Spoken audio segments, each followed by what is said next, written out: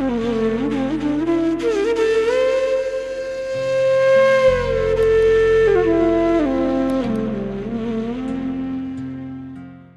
हमारा तरीका अच्छा है ना, हमको अलग से भगवान के पास बैठकर बहुत सारा समय व्यतीत करने की जरूरत नहीं है।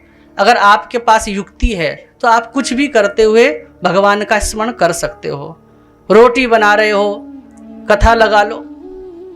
रोटी बना रहे हो, कोई अच्छी बात सुन लो, कुछ भजन श्रवण कर लो। अच्छी बातों का चिंतन तो हमेशा करना चाहिए। प्रातः काल उठो, प्रातः काल उठते ही सबसे पहले भगवान का चिंतन कर लो और चिंतन में यही सोचो कि भगवान ने इतना सुंदर शरीर दिया है, एक दिन मुझे और प्राप्त हो गया। भगवान का चिंतन स्मरण करते हुए उठो। सबसे पहले वैसे भी पद्धति है ना, कराग्रे वसते लक्ष्मी, कर मध्य सरस्वती, कर मूले तु गोविंद, प्रभाते कर दर्शनम। कितनी माताएं हैं जो सुबह उठकर हाथ देखती हैं। जरा हाथ खड़ा करना, पक्का झूठ तो नहीं बोल रहे हो, पक्का हाथ देखते हैं सुबह उठ के, देखते हो? श्लोक सुनाओ, कौन सा बोलते हो? कराग्रे वसते लक्ष्मी, कर मध्य सरस्वती, कर मूले तु गोविंद, प्रभाते कर दर्शनम। तो हम हाथ देखें, कराग्रे वसते लक्ष्मी, अर्थ क्या है इसका? कर के अग्रभाग में, कर के अग्रभाग में वसते लक्ष्मी, लक्ष्मी का वास होता है। कर मध्य सरस्वती, कर के मध्य भाग में सरस्वती का वास होता है। कर मूले तु गोविंद, कर के मूल में, यहाँ पर ब्रह्मा जी भी एक श्लोक में थोड़ा सा परिवर्तन कर दो तो ब्रह्मा जी का भी वास होता है। और कर मूले तु गोविंद, कर के मूल में गोविंद का वास होता है। प्रभाते कर दर्शनम, प्रातः काल उठते ही कर दर्शनम, कर कहते हैं हाथ को, हाथ का दर्शन करना चाहिए। कोई सोचेगा कि अच्छा हमारे ही हाथ में लक्ष्मी, हमारे ही हाथ में सरस्वती, हमारे ही हाथ में गोविंद, इसका अर्थ क्या है? अरे भैया, आपके हाथ में ही परमात्मा वास करता है, सारी शक्तियां वास करती हैं। नोट कर लेना।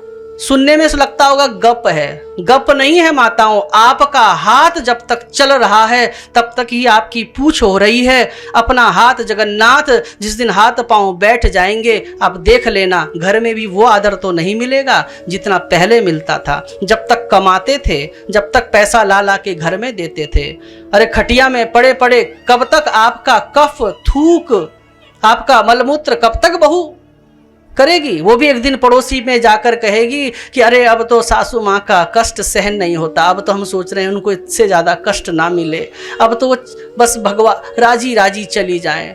अब भले ही वो कहती है कि माता का कष्ट हमसे सहन नहीं होता, लेकिन उस बुढ़िया को तो आनंद आ रहा है, खटिया में पड़े पड़े सब कुछ मिल रहा है, कष्ट तो तेरे को हो रहा है। हा? इसलिए अपना हाथ जगन्नाथ, सारी शक्तियां माताओं आपके हाथ में वास करती है। इसलिए सुबह सुबह अपने हाथ का दर्शन करना मानो भगवत दर्शन करना ही है। और गर्व कीजिए, गर्व कीजिए कि हम उस संस्कृति में पैदा हुए हैं, उस सनातन संस्कृति में जिसकी हर क्रिया के पीछे एक साइंटिफिक रीजन है, एक वैज्ञानिक कारण है। कुछ भी हमारे उसमें बिना वैज्ञानिक तथ्य के है ही नहीं।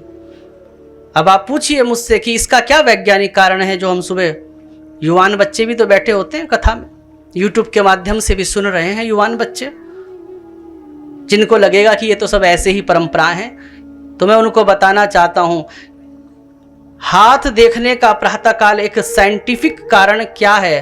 क्योंकि देखो, जब हम रात्रि भर अपनी आंखों को बंद करके शयन करते हैं तो सुबह जब हम अगर कोई 0 वाट का बल्ब भी जला दे तो हमारी आंखों में लगता है, क्योंकि रात भर आपकी नेत्रों ने विश्राम किया है, लगता है ना। अभी दिन में देखो हमारे आगे 3 लाइट जल रही हैं, फिर भी हमारी आंखें कोई प्रॉब्लम नहीं हो रही है। लेकिन अगर यही लाइट एक 8 वाट का 5 वाट का बल्ब अगर सुबह उठते ही कोई जला दे तो हम क्या कहते हैं? अरे भैया आंख में लाइट लग रही है, बंद कर। क्या कहते हैं? कहते हैं ना, क्योंकि रात भर आपकी आंखें बंद थी, इसलिए एकदम से बड़ा प्रकाश देखने की सामर्थ्य आपकी आंखों में नहीं है। यदि आप देख लेते हो तो उससे आपकी नेत्रों की प्रभुता, उसकी गुणवत्ता, उसकी क्वालिटी कम हो जाएगी अगर ज़्यादा जोर दोगे। जैसे अगर चश्मा बनाने जाते हो तो डॉक्टर पहले छोटे अक्षर नहीं पढ़ाता, डॉक्टर पहले बड़े अक्षर पढ़ाता है, बड़े से छोटे की तरफ ले जाता है, क्योंकि एकदम छोटे दिखाएगा तो जोर पड़ेगा आंखों में, बड़े से छोटे की तरफ ले जाता है। तो सुबह उठकर हाथ देखने का वैज्ञानिक कारण यही है माताओं कि हम सुबह जब उठें तो हमारे नेत्र रात भर सोए थे, आराम किया था, अब दूर की चीजें एकदम से देखेंगे तो उनमें जोर पड़ेगा। इसलिए सबसे पहले अपने ही हाथ को आगे करके थोड़ी देर एक टकटकी लगा के जब हम देखते हैं, कराग्रे वसते लक्ष्मी कर मध्य सरस्वती कर मूले तु गोविंद प्रभाते कर दर्शनम। थोड़ी देर आपकी आंखें बहुत नजदीक की वस्तु में स्थिर हुई, अब आप हाथ उठा के धीरे धीरे धीरे दूर की चीजों को देखने के लिए आप तैयार हो गए। उससे आपकी नेत्र ज्योति हमेशा बनी रहेगी। ये उसका वैज्ञानिक कारण है, कराग्रे वसते लक्ष्मी। और उसके बाद प्रातः काल उठकर हम पृथ्वी को प्रणाम करते हैं। समुद्र वसने देवी पर्वतस्तन मंडले विष्णु पत्नी नमस्तुभ्यम पादस्पर्शम क्षमस्व में।